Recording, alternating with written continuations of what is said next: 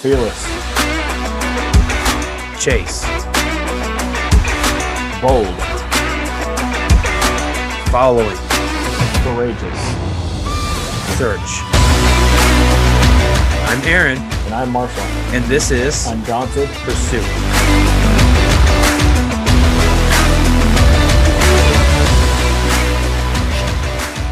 Yeah. All right, we're back. Technical difficulties. You gotta love them, right? Hey, it's part of life these days. Ugh, everything. Anyway, well, all right. So we're going to get into it, and hopefully we won't have any more Let's go. technical difficulties. So I had, No more gremlins. yeah, right.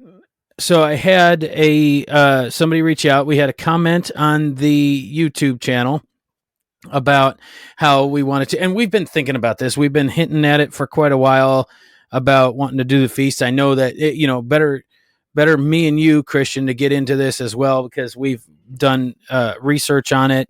And what we're going to do this week is we're going to get into the festivals or the feasts, and I'm doing air quotes here, the Jewish feasts, right? Because I do that in air quotes because it's not necessarily for the Jews, Right. right? So we're going to get into it, and with Passover looming, Passover is going to be here before we know it. Yeah, why don't you, since I didn't have a chance to write down exactly when the dates are, when is Passover, and we'll kind of start there, and we'll explain these feasts and what they are for. Yes. So Passover will be, it starts Monday, April 22nd through Tuesday, April 30th. So it's a little over a day long or a week long. Okay. And it's kind of a little funny to me why our Easter doesn't necessarily coincide with Passover. Mm-hmm. But I have some information on that I can share. Yeah. Go ahead. So the Jewish holiday of Passover, or what we know as Christians more so the Last Supper, and then Easter theoretically occurred 3 days later. So the Roman Catholic calendar always had Easter fall after the Paschal moon, which is the new moon that starts the Jewish month of Nisan. Passover comes 15 days after this new moon. However, the Jewish calendar is a monthly calendar, which sometimes adds a month in order to keep the seasons in the correct sequence on the month before Nisan. And the reason they add a month is the Jewish calendar is completely based off the moon, as we mentioned. So every month is 29 days, regardless, like our current Gregorian calendar, most of them are 31, and then we have our leap year. So they're both kind of funky, but it kind of makes sense to follow the moon because it's consistent. But then they have to catch it up every couple of years because otherwise the Jewish months, as they call them, they don't coincide with the season. So they'll just add a month in and, catch it back up to where it's supposed to be. So anyway, there are times when the Christian calendar falls out that the Easter comes before the new moon of the Nisan, and therefore instead their holiday will fall out on what's called Adar 2, or the second month of Adar. An extra month of Adar is added every several years to ensure the Jewish festival holidays fall out in their appropriate season. So bottom line is Passover and Easter rarely fall on the same days. Interesting. So what we are talking about here, and let me read this in Genesis chapter 1, verses 14 and 15. And this is, we're going to read this passage and then we're going to explain ourselves here. Then God said, "Let there be light bearers, the sun, moon, stars, in the expanse of the heavens to separate the day from the night, and let them be useful for signs or tokens of God's provident care, and for marking seasons, days, and years." Verse 15, "Let them be useful as lights in the expanse of the heavens to provide light on the earth and it was so, just as he commanded. So what we're talking about here we're going to be talking about the 7 appointed times, which is also referred to as the Moedim, and it's the feasts of God or God's appointed times. And so he set this all going. He set this all up from the very beginning. I'm gonna let you expand on this a little bit, Christian, here in just a minute. But Moahid is to set an appointment or a set time or season. Okay, Moedim is plural for Moadid. Moed. Moed. I'm not I'm not a Hebrew or a Greek, so I don't know how some of these are pronounced. But Right. anyway, yeah, you can. Do you want to expand on that a little bit? Yeah, the Genesis 14, let them serve as signs. They were demonstrated awesome signs and wonders, and for signs to mark seasons, as you mentioned, or the Moedim. And God was saying, pay attention to these. They're going to mark important times in your lives. We translate in English as seasons, but they repeat year after year, like our seasons. Right. And he also said, these things that I do, I want you to remember them. I want you to teach your children. I want you to mark them. You're now now in my living demonstration that I am God. You're my living witness that I am God. These are kingdom events, and Leviticus 23:1 says, these are my appointed feasts. The Hebrews were the only ones listening at the time, obviously, and they have stewarded these feasts, but they're not Jewish feasts. They belong to everyone in the kingdom. If God is the king, these are his feasts. Right. Isaiah 66 it says in the New Jerusalem, which is talking about the age to come, Sabbath to Sabbath, the Lord will be God. Another thing also, we should see these as blessings. They're not have tos, like a religious thing. And Exodus 12:37, it states in there that it's not just for the Hebrews. There were Egyptians, there were Syrians, there were other ethnics that were included in the Exodus. Mm-hmm. Well, another thing that I ran across was that was the original Hebrew they and forgive me for butchering this, but I had it in my notes here.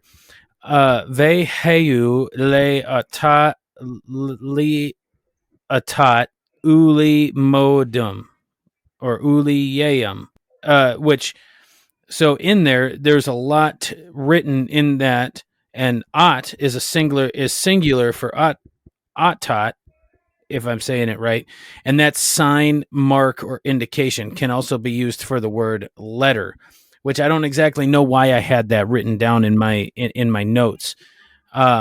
Which of course in my notes here we did say in English, moedium, moed is singular for moedium, but in English we know it as seasons.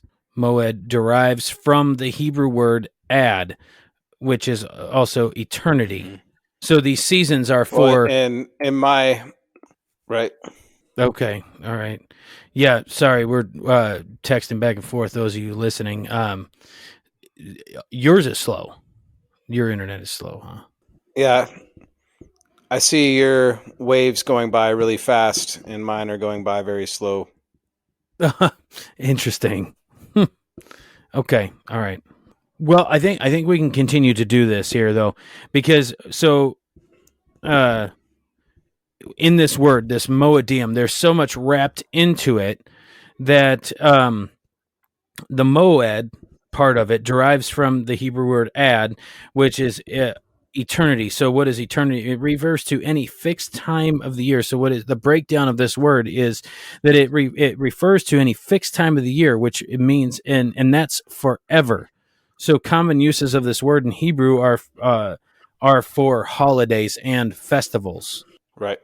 Okay, so Christian, what I wanted to do was cover. I kind of wanted to just quickly cover all of these appointed times, even though because we are coming up on Passover, and I just wanted to kind of just do thing, and then we'll eventually get into them piece by piece and how they all work together. With us having these problems, this is probably just like an introductory kind of study into God's appointed times. Sounds good. So you already been over Leviticus 23. So all these festivals, and you guys can read about it in Leviticus 23, Numbers 28 and 29. Did you already mention that, Christian? I don't think I went over the numbers scriptures. No. Okay. All right. Well, it can be found there as well. And both of them cover God's appointed times. And so here's the crazy thing. Here's a crazy thing that I came across was that around these times, all these festivals and stuff, there were sacrifices, and there were daily offerings, there were Sabbath offerings, and there were monthly offerings. Can you imagine the amount of animals that were being sacrificed at that time? No, I mean the amount of blood and meat going around. I mean, you think you have a cookout in the South. I mean, that's a lot of animals going down. Yeah, and so one source that I didn't write down where I found it, but one source mentioned approximately 1.2 million animals a day is what was being sacrificed. How did they get them all there? Like, that's an insane amount of animals. Well, if you remember right, I don't know if it was outside. I'd have to go back and read through Numbers and Leviticus, but weren't they knee deep in blood? The priests? Yeah, I remember that reference. Yeah, I mean they were just having at it, man. There was another one when they were talking about I think it was Solomon or maybe it was David with the ark, and like every 7 steps they'd kill a number of beasts. It's just like, oh my goodness, kind of gruesome, like for us these days, but back in that time, everyone was sacrificing, not just animals, but people too. Yeah. Well, and it was that's the thing is, that's what it was, it was atonement for sins. And, that just goes to show you and prove to you that all those animals, all that atonement, and to think, the beauty of it is that Jesus's blood, what he sacrificed for all of us, that was, he is the one and only sacrifice from here on out, from that time moving forward. He satisfied all of that. Mm-hmm. Yeah. That's it. Just like, the reference to Passover, with the one lamb, each family had to kill a perfect lamb and apply the blood. And anyone under that blood was covered for the coming judgment. Mm-hmm. And this is a good transition into what we're getting ready to what we're talking about in these festivals. What do all these festivals celebrate? They all celebrate and point to Jesus. Right. Exactly.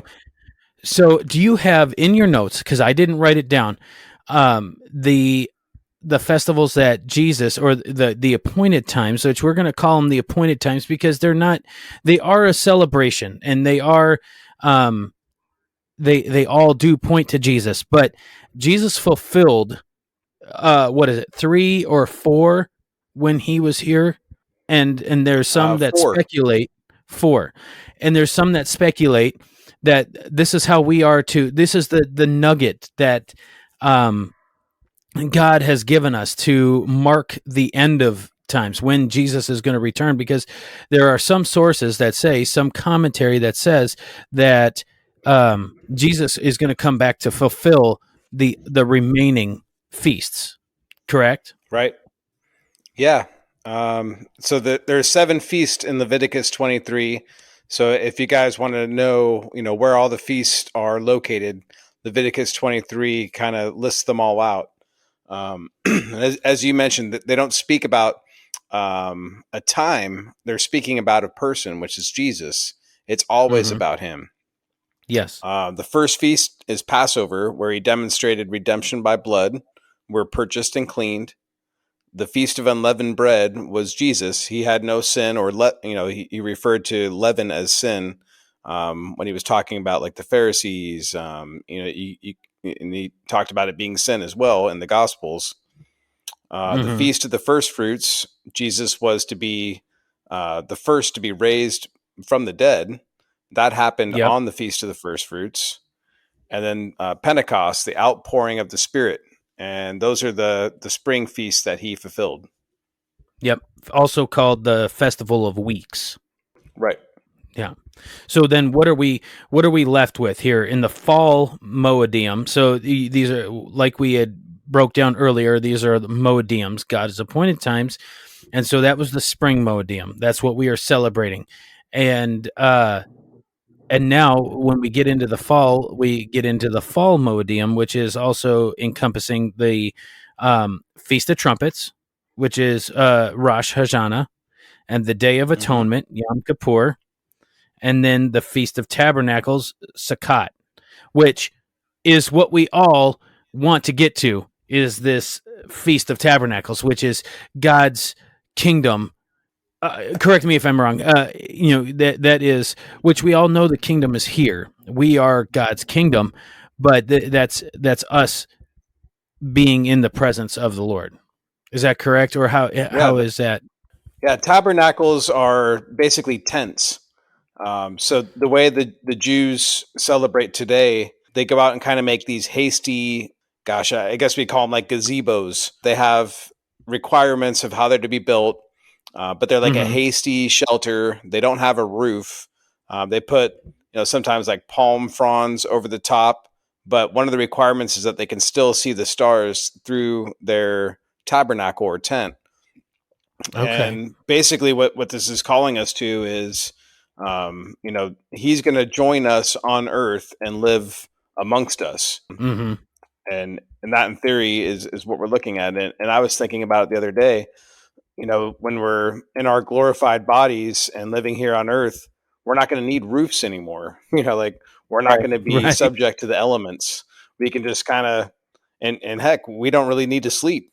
So, why wouldn't we all just be partying in these kind of makeshift shelters, if you will, but they're not really shelters anymore. So we can be under the stars. We don't have to worry about the rain.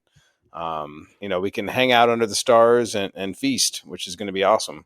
Heck yeah. Yeah, that's what we all look forward to.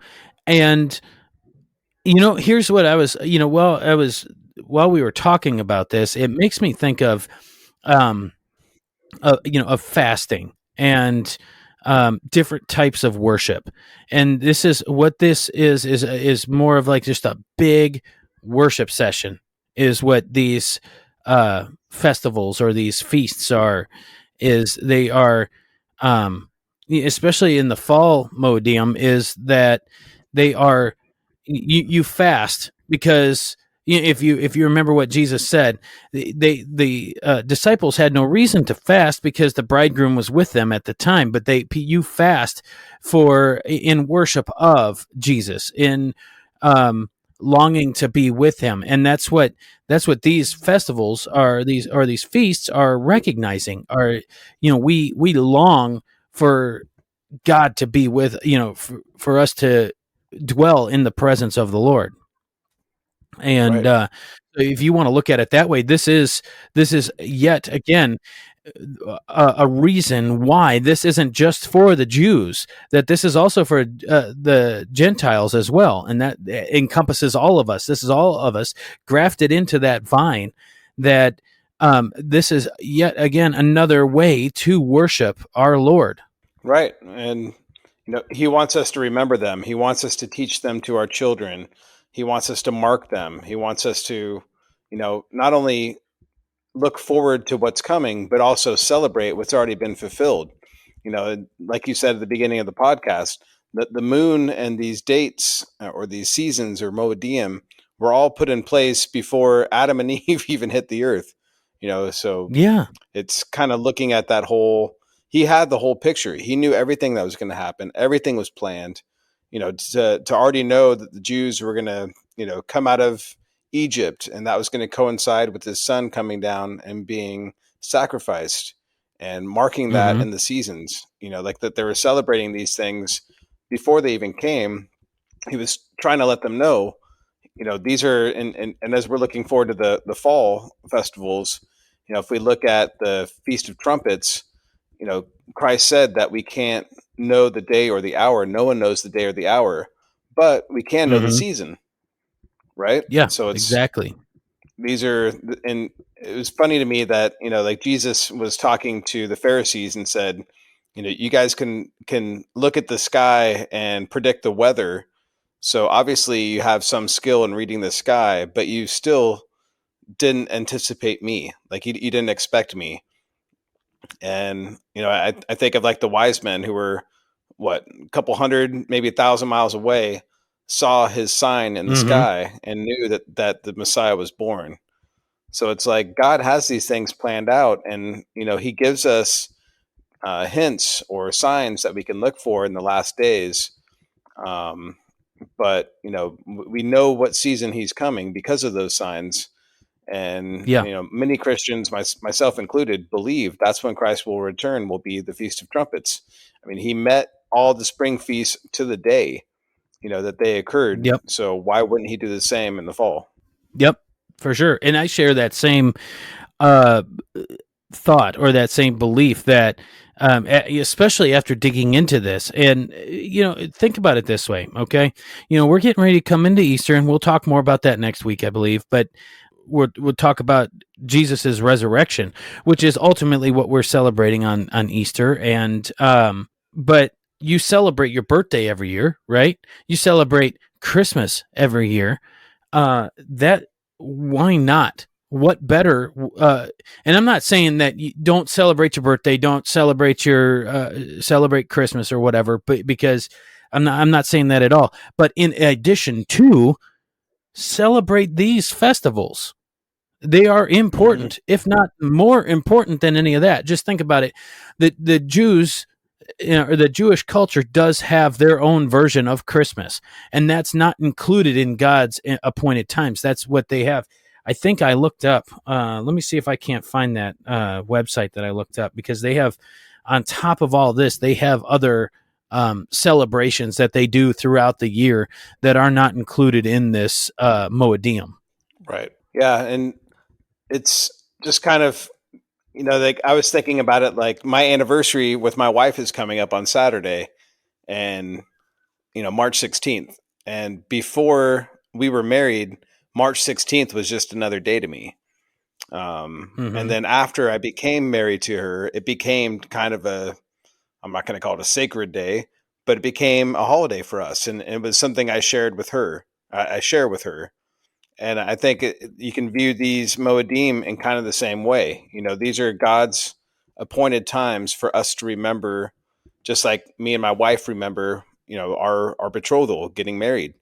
These are dates that we can Mm-hmm. remember, hey, um, Yeshua, Jesus died on the cross. The first two festivals were Passover and unleavened bread. So in dying on the cross, Jesus fulfilled the first two. The redemption through the death of the Lamb, and unleavened bread is about getting rid of sin. The death of the Lamb was Passover, paid the price for our indebtedness, and gave us freedom from Mm-hmm. sin, the unleavened bread. So it's like, instead of celebrating a rabbit and some eggs and Easter baskets and, going on Easter egg hunts, which is fine. I mean, I'm going to do the same with my four kids, but Sure. taking time to talk to them and say, "Hey, do you know what Easter is all about?" And of course, many people do, but the unleavened bread part is probably something that we could all spend some time on, and celebrating a Passover meal, the Seder, which I don't even know if we have time to get into, but that's a whole nother beast. Looking at the Seder meal was riddled. Yeah. I mean, it's all about Jesus. And this was something that the Jews did. Coming out of Egypt and the Exodus, and it had some symbolism to that, but it also had a lot of symbolism to Jesus. So, And even his having a return. right, exactly. So, I know none of us, well, me and you aren't Jewish, but going through that meal with the kids, and even if you don't do it in person, like watch a video, talk Mm-hmm. about it with the kids and show how this was all foretold, and let them just kind of get that additional context. Because for me, the context just helps to paint such a more beautiful and detailed picture of God's story. Yeah. Well, we do have plenty of time to get into that if you want to. I want you to plug that YouTube video you sent me. It was wildly fascinating. The about that Seder meal, because the bread, the way that it's cooked, the way that it's prepared and set aside it's just we know that it's all about Jesus, but it's incredible. Even the way that it's cooked. This guy in this video, that Christian that you're gonna uh, plug for us here, is that even the stripes on the bread itself represent the stripes that Jesus uh, bore for our sins. Right. Yeah. So the Hebrew word Seder means order. So the Passover meal has a specific order in which the food is eaten.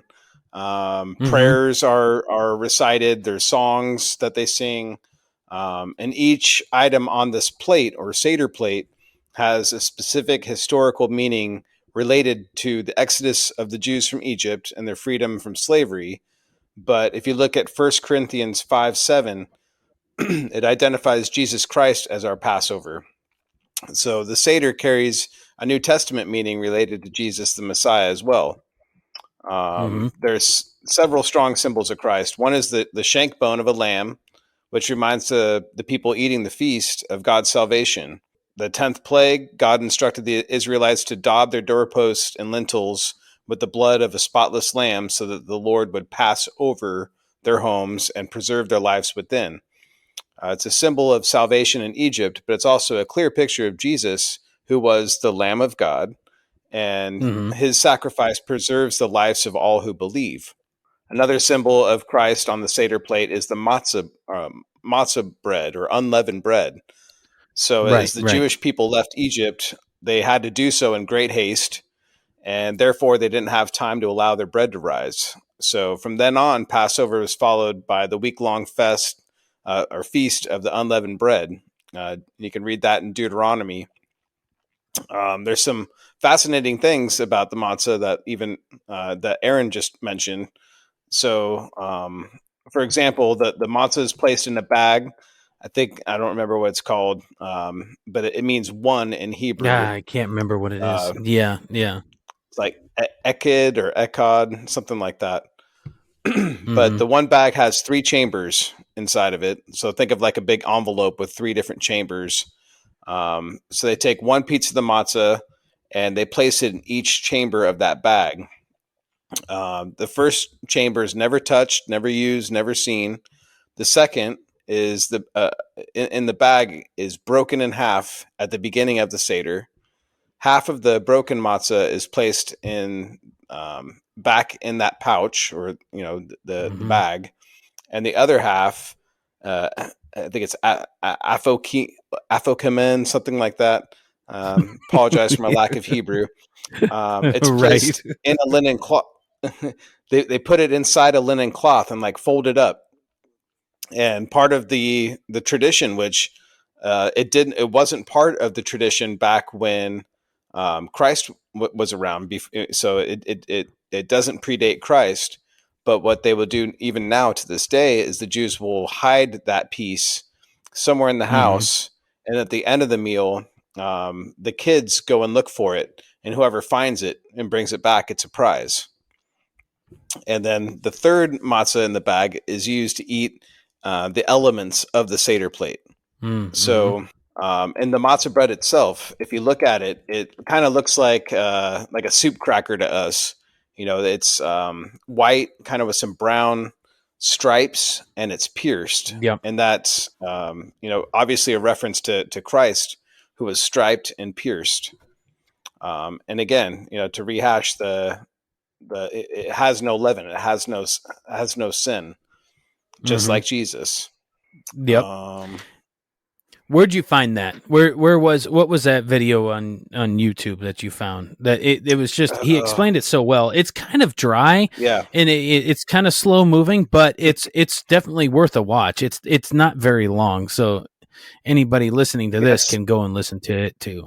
yeah. There's cups. There's 4 different cups that he talks about. Um, and I picture Jesus taking out one of those matzah breads and breaking it, just like we read in the New Testament, and saying, "This is my body. This is me." And Mm-hmm. Jesus said in the New Testament, "I am the bread. I am the bread of life." And I see him breaking it and revealing that to the disciples at that Last Supper, saying, "This is my body. This is this is my body being broken. So this element of the Passover that you've had every year up to this point, I'm going to help you associate it with me going forward." And the same with the cups. When he gets to that third out of the 4th cups, it's the cup of salvation, and he says, "This is my blood." Like he's teaching them that all these elements they've taken over the Passover pointed to him, which I think is Yep. just mind blowing. There's a couple other things on the vegetables. There's carpus. The element is usually like parsley, and they dip it in salt water and eat it.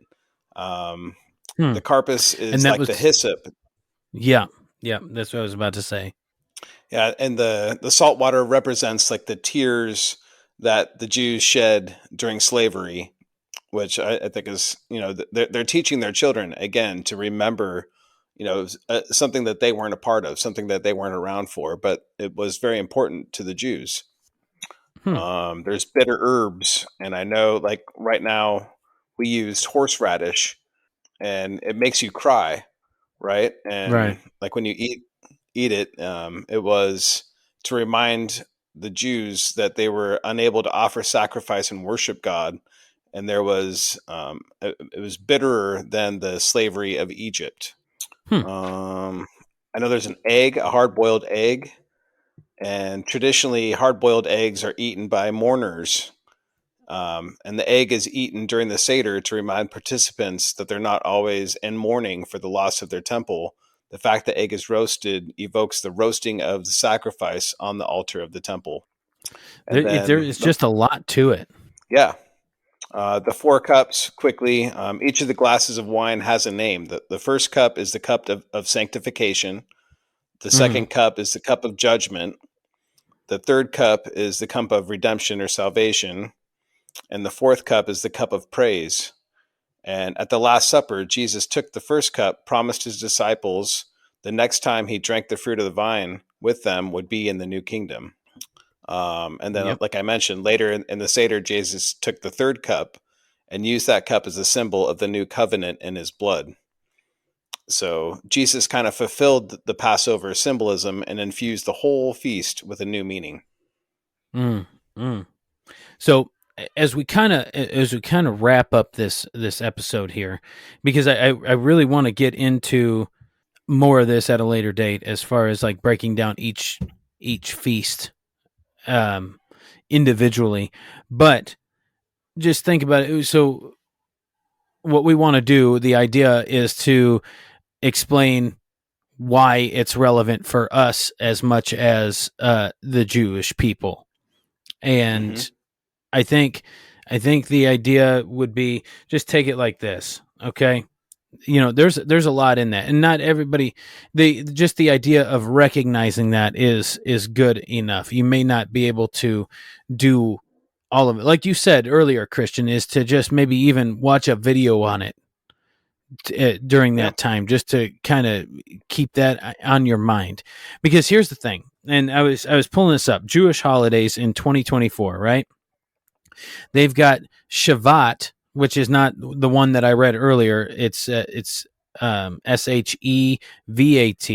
which is a New Year for trees. And real quick, they've got Purim, which is it celebrates the deliverance of the Jewish people from the wicked Haman in the days of Queen Esther of Persia.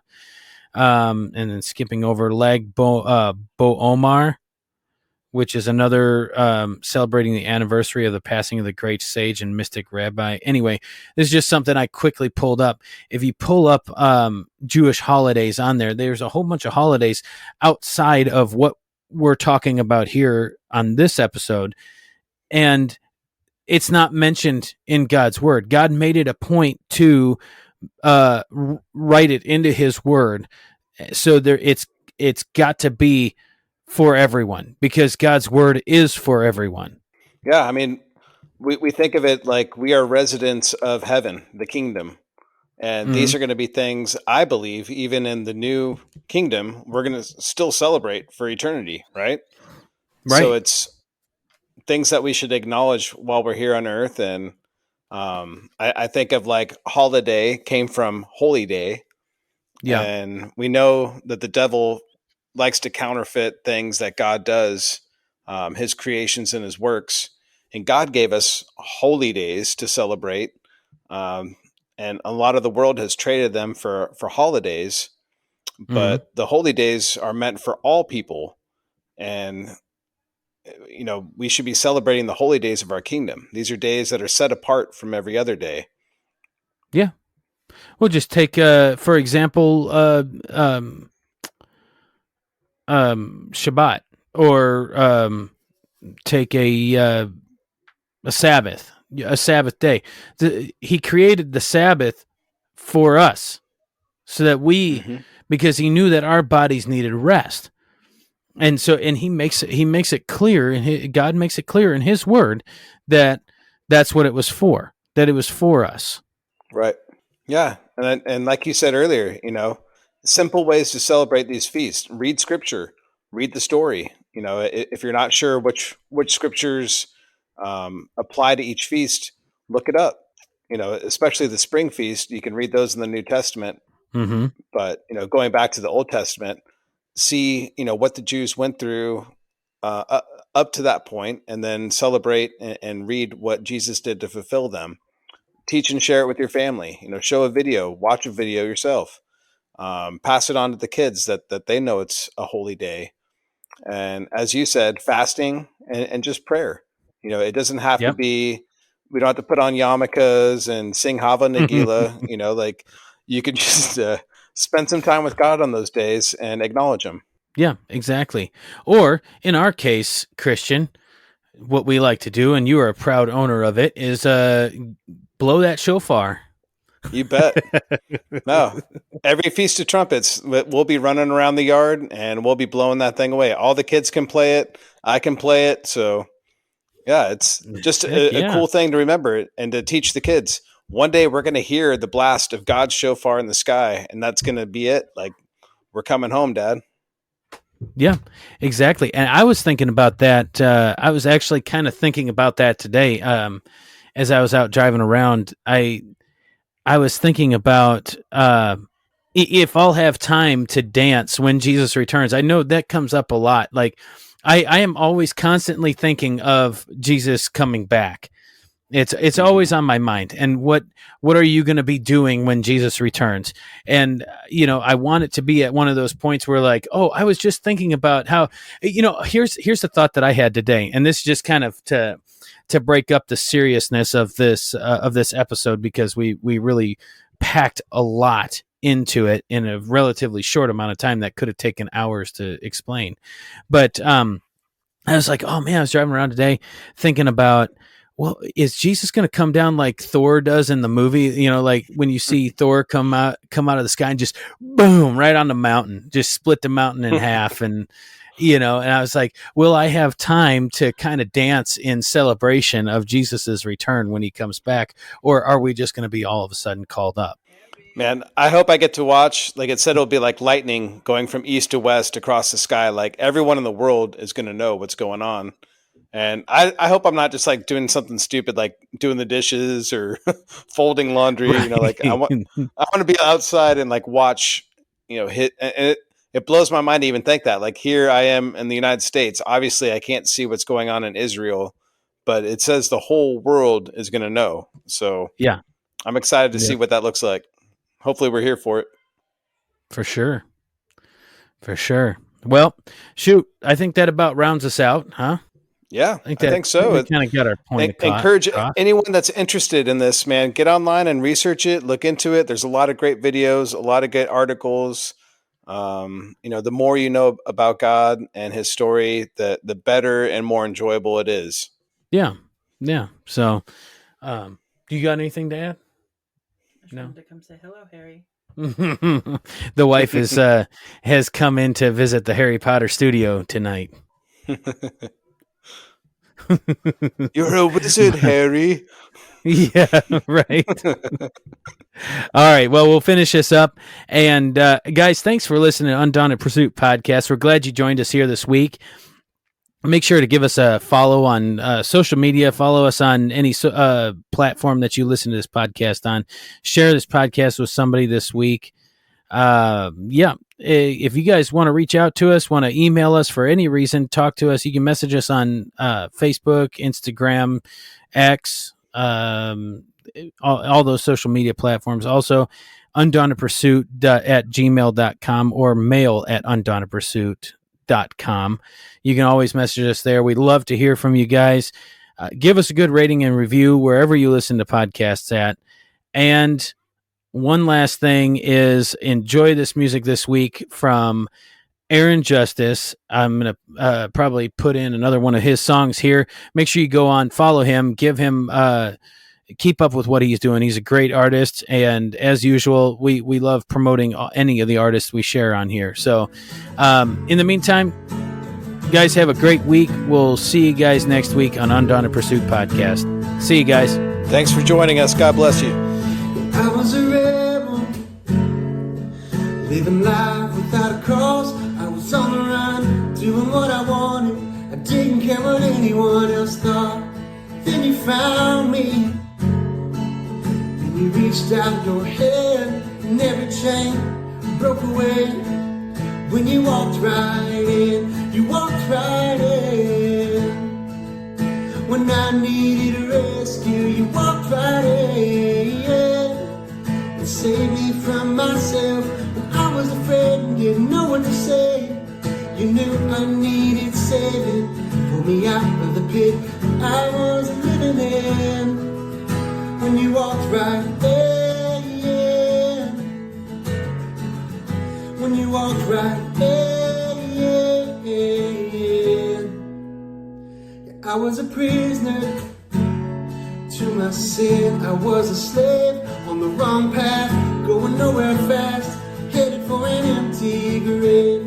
When out of the darkness, oh, you pulled me into the light, and every stain washed away. When you walked right in, you walked right in. When I needed rescue, you walked right in. And saved me from myself when I was afraid and didn't know what to say. You knew I needed saving. Pulled me out of the pit I was living in. When you walked right in. When you walked right in. From a sinner to being saved. From a captive to being set free. From an orphan without a home to being a child of the King. From a sinner to being saved. From a captive to being set free. From an orphan without a home to being a child of the King. Oh, you walked right in. When I needed a rescue, you walked right in. You saved me from myself when I was afraid and didn't know what to say. You knew I needed saving. Pulled me out of the pit that I was living in. When you walked right in. When you walked right in.